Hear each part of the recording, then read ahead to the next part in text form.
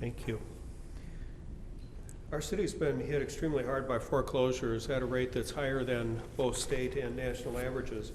Do you see a role for the city to play in helping relieve this crisis? Because I don't know why we would ask the city to help us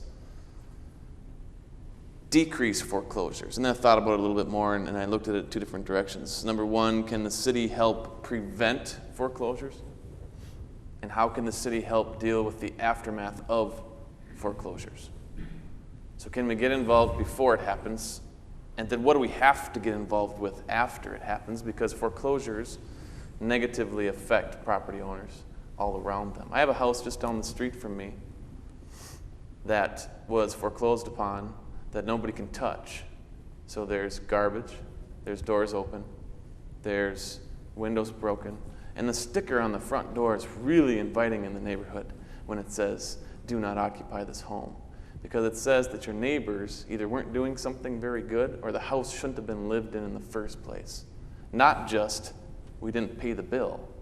There was something wrong with that house, which forced the owner to walk away from it, which forced the bank to foreclose upon it, which sticks us with the cleanup, the aftermath. So what do? Right now we get involved and look at our city, and as neighbors we walk around our communities and see what we can do to make our neighborhoods better. From a city's perspective, we diversify opportunity. We need different levels of budgetary options for home buyers. If all we had in this town was $500,000 homes, we would only have $500,000 buyers. That doesn't mean they can afford them.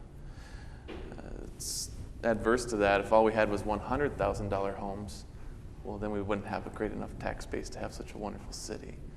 Diversification of opportunity for the buyer so that they're buying the right home, and then cleaning up the problem that we have now so the rest of the homes don't go down with them.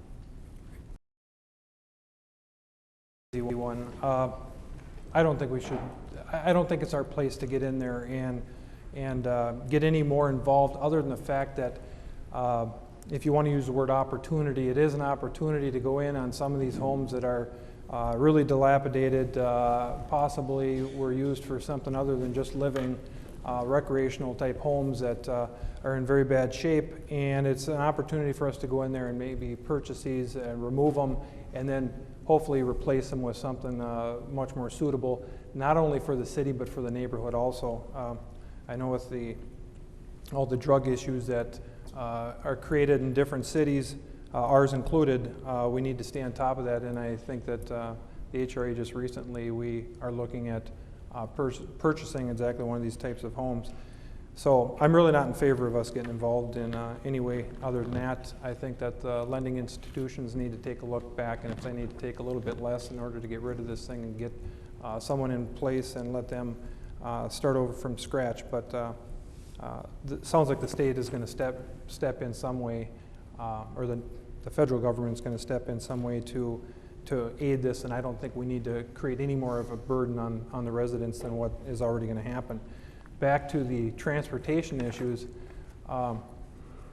you know, everything that happens, it takes a while to understand what's going on there. There's timing of lights, there's closures and non-closures, there's different routes that can happen and stuff. Everyone has to understand that traffic has always been a big issue, and everyone always yells about traffic, and they want you to do something. Tom, if we took your approach and didn't do anything, we'd never find out. We have to do something to find out what can we possibly do. Whether it works or doesn't work, we have to start somewhere, and that's what we're trying to do. Thank you.